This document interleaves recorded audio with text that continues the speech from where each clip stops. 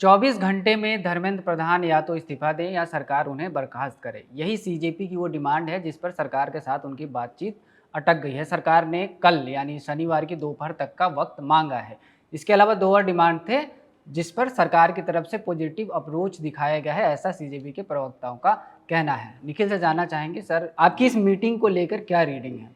पहले हम सूचनाएं अपने दर्शकों को दे देते हैं। जो आपने बताया ठीक बताया कि दो मांगों के ऊपर सरकार पॉजिटिव है, जो कि हमने जब सोनम वांगचुक का जब अनशन समाप्त करवाया गया वहाँ भी डॉक्टर जितेंद्र प्रसाद गए थे और डॉक्टर जितेंद्र सिंह गए थे, माफ़ कीजिए, जो MOS PMO हैं, और स्वास्थ्य मंत्री JP नड्डा गए थे। और वहीं पे ये बात हो गई थी कि जो जिन छात्रों ने अपना जीवन समाप्त किया है उनके परिवारों को मुआवजा दिया जाएगा, और उसके अलावा जिन छात्रों ने जंतर मंतर पर प्रोटेस्ट किया है या 20 तारीख को वो जो मार्च में शामिल रहे हैं उन पर जो मुकदमे लिखे गए थे वो वापस होंगे। तो इसको लेकर के एक पॉजिटिव हिंट तभी दे दिया था। तो आज जब सौरभ दास की और आशुतोष रांका की मुलाकात हुई है इन्हीं दो मंत्रियों से कॉन्स्टिट्यूशन क्लब में, तो वहाँ पे सरकार ने इनको ये लो हैंगिंग फ्रूट्स भी हैं। सरकार के लिए ग्रांट करना ईजी है कि हम केस नहीं करेंगे या मुआवजा देंगे। और इस केस वाली बात को लेकर के इसलिए भी ये चर्चा थी कि क्योंकि न्यूज़ मीडिया में रिपोर्ट हुआ था कि एक तो सौरभ दास कह रहे हैं, आज उन्होंने प्रेस से कहा कि 11 FIRs लिखी गई थी। दूसरा जो न्यूज़ मीडिया में कहा जा रहा था कि दिल्ली पुलिस जो CJP के प्रोटेस्ट है उसमें भी एक लार्जर कॉन्स्पिरेसी के एंगल को एक्सप्लोर कर सकती है। देखिए, मुकदमे वाली बात रवि इसलिए भी मैटर करती है क्योंकि न्यूज़ मीडिया में रिपोर्ट हुआ था कि दिल्ली पुलिस, सूत्रों के आधार पर मीडिया में दावा किया गया था कि दिल्ली पुलिस जैसे CA और उसके बाद में आप देखिए जो दिल्ली दंगे थे वहाँ पे उन्होंने एक लार्जर कॉन्स्पिरेसी का केस बनाया। उस तरह से वो कंसिडर कर रहे हैं CJP प्रोटेस्ट में भी एक लार्जर कॉन्स्पिरेसी का केस प्रूव करने के बारे में।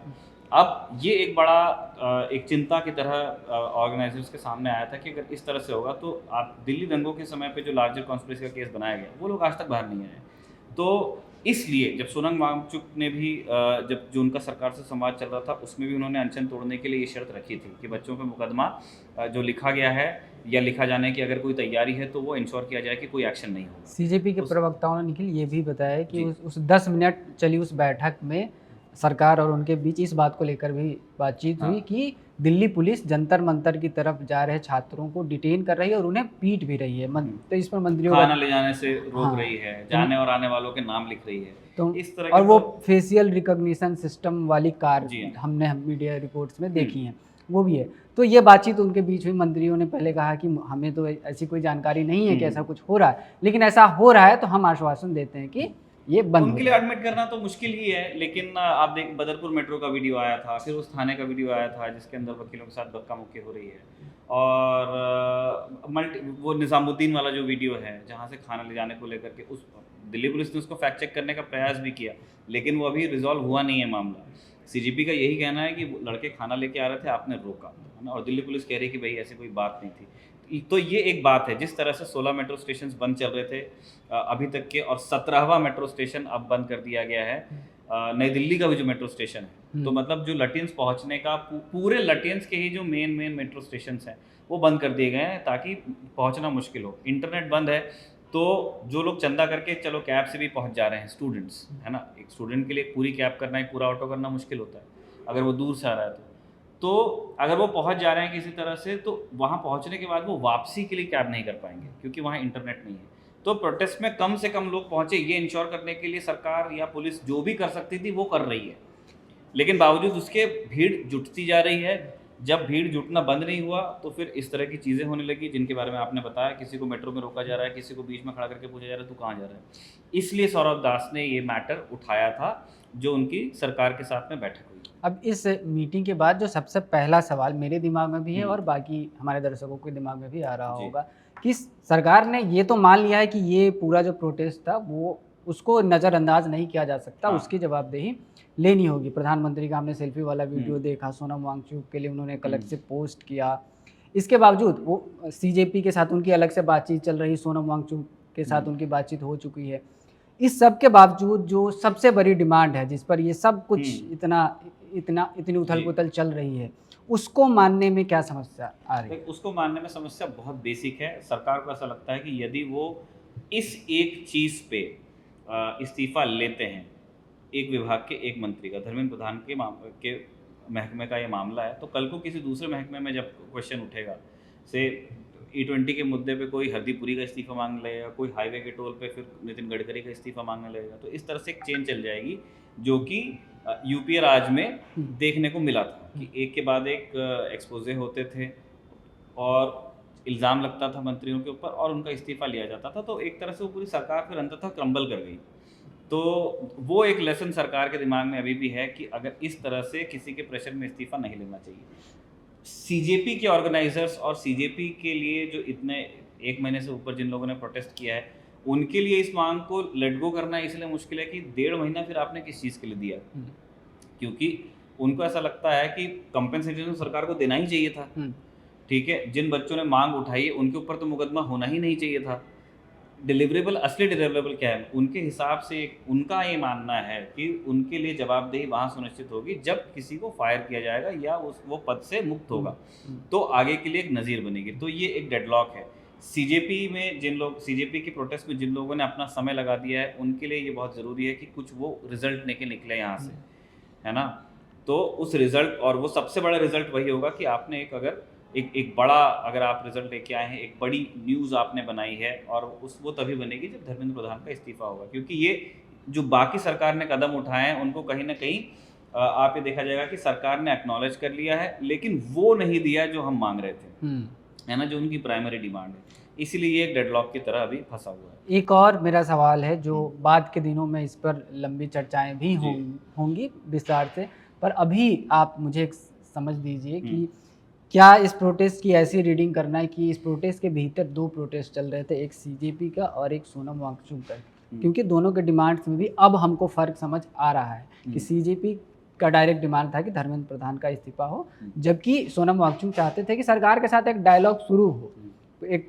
पूरे एजुकेशन सिस्टम को लेकर। तो क्या ये कहना गलत होगा कि 2 प्रोटेस्ट एक साथ चल रहे थे? आप अगर सीजेपी के जो वेलविशर्स हैं उनसे पूछेंगे तो वो तो यही कहेंगे कि हम सोनम जी की सेहत के लिए बड़े चिंतित थे और हम बड़े खुश हैं कि सोनम वांगचुक का जो अनशन है वो 26वें दिन ही सही पर उन्होंने समाप्त कर दिया। लेकिन सीजेपी के अगर आप बयानों को ट्रैक करेंगे तो आप ये देखेंगे कि उन्होंने इस चीज़ को एंटिसिपेट कर लिया था। 2 संभावनाएं थी रवि। एक तो एक शरीर की अपनी सीमा है, सोनम वांगचुक की एक आयु है, उनकी अपनी एक सेहत है, 26 दिन उन्होंने खींच लिया, लेकिन ये इन्फिनाइटली आप नहीं लेके जा सकते इसको आगे। तो या तो उस शरीर की सीमा तक पहुंचते, या तो फिर ये हो जाता कि जो अंततः हुआ कि उन्होंने सरकार के साथ एक संवाद खोला और फाइनली उन्होंने कुछ चीज़ें जो उनको सही लगी, उन्होंने कुछ मांगों को मनवा करके उन्होंने अपना अनशन समाप्त किया। कॉकरोच जनता पार्टी ने इस बात को एंटिसिपेट कर लिया था कि हो सकता है कि ये चीज़ हम जब चाहते हैं उससे पहले हो जाए, इसलिए उन्होंने एक दिन पहले ही अभिजीत दिपके ने वहाँ पे अपने मंच पे चढ़ के कह दिया था कि हम ज़रूर चाहते हैं कि सोनम वांगचुक का अनशन जल्द से जल्द समाप्त हो, क्योंकि उनकी हेल्थ सबके लिए मैटर करती है,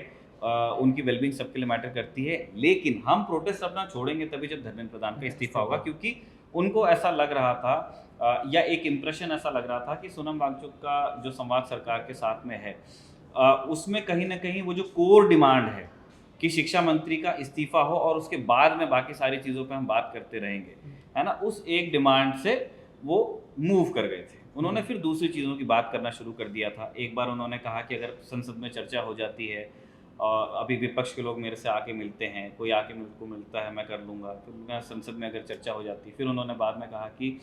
यदि मुआवजे पर और बच्चों के खिलाफ मुकदमे को लेकर के अगर क्लैरिटी आ जाती तो ये सीजेपी की जो लीडरशिप है जो उस मंच को चला रही है और जहाँ पे मेन प्रोटेस्ट साइट है, उन्होंने ये देख लिया था कि ऐसा हो सकता है कि सोनम वांगचुक का जो उपवास है वो पहले ही ख़त्म हो जाए इस्तीफे के पहले। तो उन्होंने इसलिए तैयारी कर ली थी कि अच्छा ये डिलीवरेबल्स सोनम वांगचुक के उपवास के नतीजे में आए हैं, तो फिर जो यहाँ मंच लगा उसका डिलीवरेबल क्या है।